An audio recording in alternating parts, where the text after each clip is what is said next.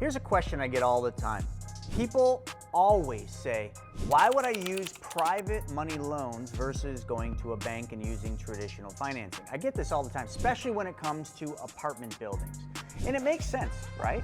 Most of us are brought up to believe that when you need money, you go to the bank. And also, if you were to look at like privatemoneyclub.com versus bank rate loans, banks on mortgages are less interest than it is to get a private loan. So from the surface, it certainly would make more sense to go with the lower percentage, right? Well, that's what I want to explain.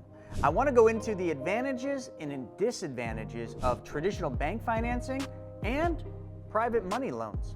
And then you can make an accurate decision as to whether or not a private loan or a bank loan works for your deal. Let's dive in.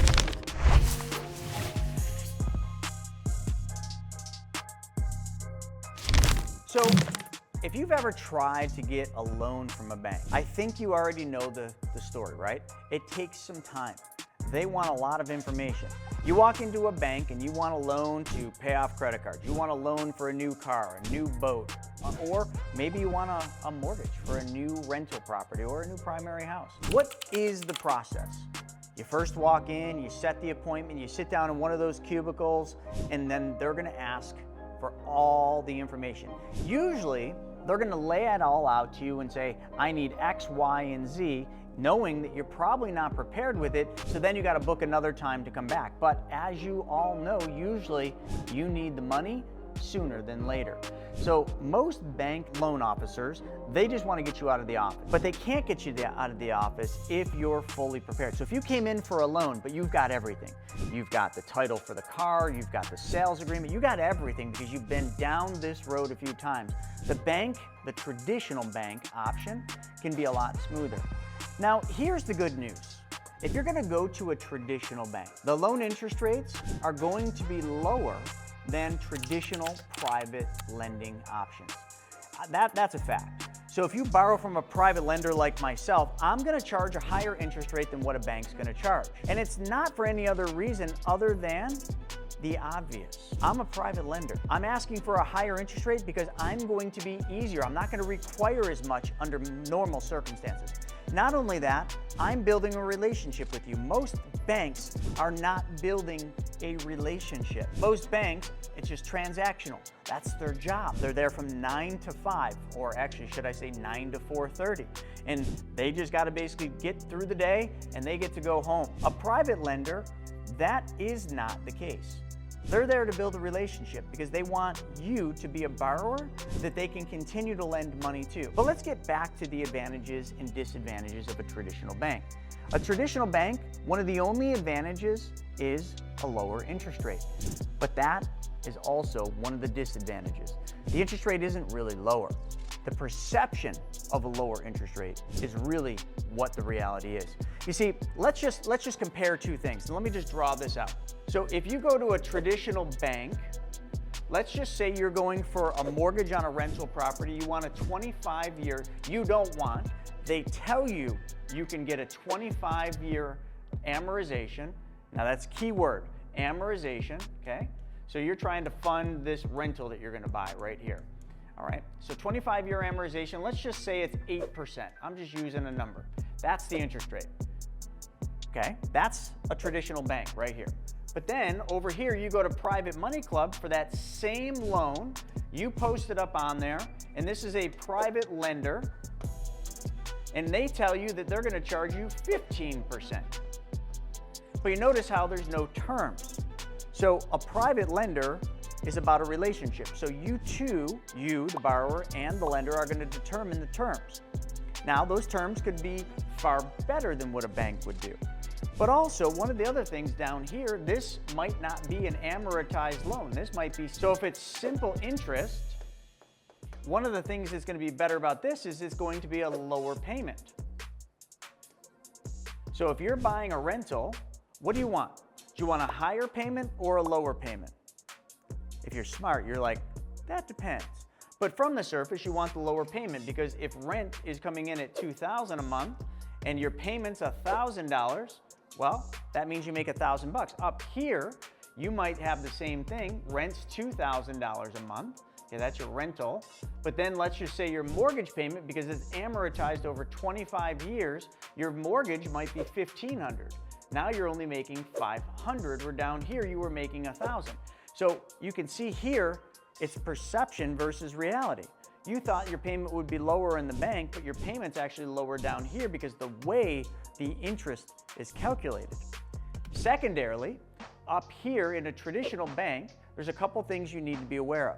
These are huge disadvantages. Closing costs. The closing costs with a bank are very high. Now, a lot of times, let's just come down here to the private lender. Let's say it's 15% plus 2 points. That would be a lot, but let's just say it is. You're like, oh, that's way too much. Do you realize banks charge points too? Absolutely. In the closing statement of the bank, there's definitely points, but they don't call them points. My gosh, no, no, no. They call them something else. There's all sorts of stuff on the closing statement that you don't even know what it is. So also with the traditional bank, you're gonna pay the bank attorney probably quite a bit, usually $1,200 to $1,500 for them to prepare all the paperwork. You're gonna sign all the bank's documents. Okay, you can't negotiate any of the terms. It's what the bank says. So you have no negotiation. You are gonna have to just conform to whatever the bank wants to give you. Other than that, the closing costs, so we'll just put the closing fees, are very high. Down here with a private lender, that might not be the case. You might want to offer as a borrower to pay the attorney fee for the particular lender that's doing it, because that would just be a show of good faith. But the closing costs are nowhere near as high. The other thing too that most people don't realize, when you get a bank amortized mortgage, how much of your monthly payment, that $1,500, is actually going toward the principal and how much is going toward the interest? Have you ever actually calculated it?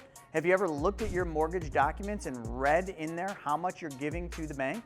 Well, I can tell you, it's probably anywhere. So when you look at it, you'll just look at principal and interest, okay? So when you look at those two different columns on a $1,500 a month payment, the principal might be, I don't know, $200, and the interest might be $1,300.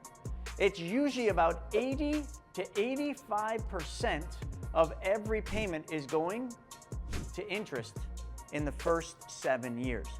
People don't think about this because they're literally, it's like a deer in headlights. They're blinded by the interest rate. The 8%, they think it's the best thing ever because it's 8% instead of 15 and 2 points when it's really not 8%. It's much, much higher. And your mortgage statement in the fine print will tell you how much it is. I wouldn't be surprised if this mortgage, your true interest you're paying over the life of that mortgage is more like 80, sometimes 100+%. I know you don't believe me. Just look at your mortgage document. Google it, you'll see. So the negative to the bank is perception is not always reality. And that's if the bank will even give you a mortgage. So now let's kind of just go into another thing. Let's not talk so much about interest rates. Let's talk about getting the actual loan. How do you make money in real estate as an investor? You actually buy the property, right? You have to close on the property and then you start making money. Do you make money if you don't close on the property? No. You just wasted a lot of time, which costs you a lot of money. So one of the things you also have to realize is banks are very difficult, especially right now, 2024, very difficult to get money from. Private lenders, although they might not be easy to get money from, if you come to a private lender fully prepared with a perfect loan proposal, all the documents they would want to see, a personal financial statement. I've got another video that will outline all the things you would want to bring to the table as a borrower and all the things as a lender you should expect, but that's not for today. Just think about the other side. If you're a borrower, think about what the lender might ask for. Put yourself in their shoes.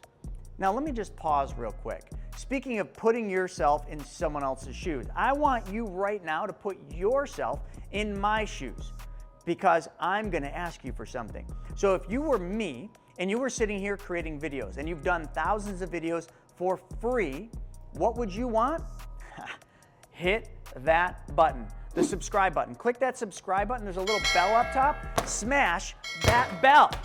That was pretty cool, wasn't it? Smash the bell so that you are notified every time I put new content out. So also, you all right?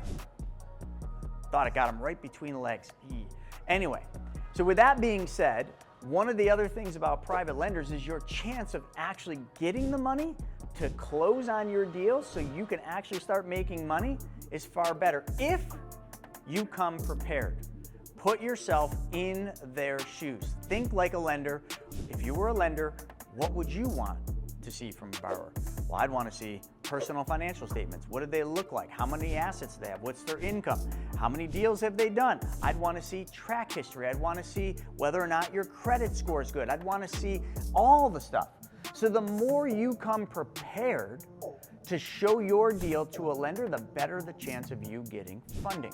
Same is true for a traditional bank, but a traditional bank's got lots of boxes, and literally you got to fit in a little square box in order to make them work.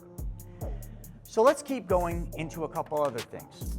With a bank, if something goes wrong, you're screwed. If you can't make a payment, things get tough, you're pretty much screwed. The bank is not going to work with you under most circumstances. A private lender, because it's relationship-based, you might actually be able to call that private lender and say, hey, listen, the deal has hit a snag, and you're transparent, you tell them what's going on.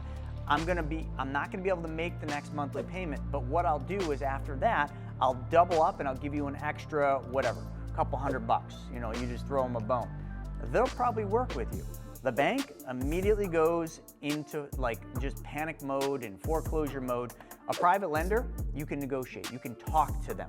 The other thing that I've seen with traditional banks that is kind of like you're screwed is a lot of times in commercial lending, meaning they're lending to your entity for whatever building you're buying. You might have a 20 or 25 year amortization, okay, for the payments, but your rate lock might only be, 5 years, 7 years, maybe 10 years at the longest that I've seen. So here's what has happened to a lot of real estate investors recently and syndication. Many years ago when rates were really low, there was a massive rush to the banks. When banks were heavy lending because the government and the Fed printed all that money, banks wanted to lend money.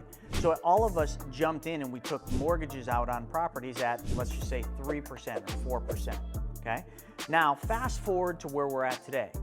About 5 years, one more year, it'll be 7 years. So all those rate locks are expiring. I've witnessed this. Now, luckily, I've sold off most of my rental portfolio, but on the couple that we have left, I've seen this happen firsthand. So when the rate lock expires, what you have to do is basically essentially get a new mortgage or renew the mortgage at whatever rate prevailing rates are. So prime rates are much higher now than they were 5 or 7 years ago, right? Right. Double, more than double. So if you were getting a mortgage at 3 or 4, your rate's gonna double. So think about that. As these rates now are higher, we are forced to redo our mortgages, and the interest rate is more than double. Plus, what you're gonna do is you're gonna come back over and you're gonna have more closing costs, because those mortgage brokers, okay, the ones that work for the bank even, they got to get paid. So that's usually about $1,200 to $1,800. It's usually a percentage. It's usually about 1 to 1.5% of the loan amount that they're going to get. Now that's just the broker or just the mortgage origination fee. Then plus, you need a new appraisal. Oh, of course you need a new appraisal. Commercial appraisals go about $1,000 or more. So you can see what I'm saying? A lot of folks right now are dealing with the disadvantages of a traditional bank, and that is the rate expiration goes up. Now, I would say if you're getting a mortgage today, in 5 to 7 years when it goes to the expiration, you might be lower, but that's anybody's ballgame. You don't know. So the disadvantages of a bank is perception is not reality. Remember I showed you on the board. The rate you think you're getting doesn't mean it's going to cost you less, because you're giving up about 80 to 85% of every payment to interest because the front loading of the mortgage amortization. Secondarily, banks aren't easy to get money from. You have to be pretty perfect. You have to fit that little square box with a traditional bank. That's a huge disadvantage. Not only that, the rate expirations or the rate locks, that's a big disadvantage, or it could be an advantage. You can weigh that one either way. It's all timing. And banks constantly are getting bought out by other banks. So you might get comfortable with the people you're working with, the mortgage broker or mortgage, whoever, the commercial mortgage broker you're working with. Then all of a sudden the bank gets bought out or has some changes. That person's gone. You got a new person. Now you got to rebuild the relationship. Bringing that all full circle to private lenders, A private lender is a private lender. The relationship is the relationship. And the interest rate, although higher on the surface value, is actually going to cost you less per month, meaning that you're going to profit more in most cases on your real estate deal. Now, every deal is different, so in full transparency, I'm just speaking generally. This is not giving you financial advice and saying, oh, private lending is always better than commercial bank loans, because it's not. But you really got to look past the surface when you're getting into this. You got to understand how each one works, and you got to understand what it is you're looking for. If you're looking for the longest term loan, a bank is probably going to be the way to go, or institutional financing. If you're looking for short fix and flip loans or I don't know, rehab loans, or maybe you're just trying to get into something and then you're going to sell it down the line in a couple of years, private lending might be the place to go. And Private Money Club definitely might be your source for the private money that you need for your next project. And Private Money Club might be your source for the funding you need on your next project. But I just hit the surface level. There's a lot of other things that I could go into, negatives and advantages of both. But there is one that I really would be remiss to leave out. Traditional banks. This is what makes them awesome. Every traditional bank I've ever gone into has dumb suckers. I love those things. They got all the flavors. They got strawberry and watermelon and grape and cherry. And if you go to some banks, even have lime. I highly suggest you try the lime. If you're in a traditional bank in the next week, just ask the teller if they don't have them out. Hey, you got any of those dumb suckers? And they bet you they do behind the counter. They got that secret stash and say, hey, got any of those lime ones? Yeah. So there is no private lender that I have come across yet that has given me a dumb sucker. With that being said, make your decision as to which one works best for your needs and your goals. But if you got a sweet tooth, traditional banks are always going to be the best choice because they got the dumb. With that being said, check this video out if you want to learn more about Private Money Club, because this video teaches you all about private lending. See you on the next one.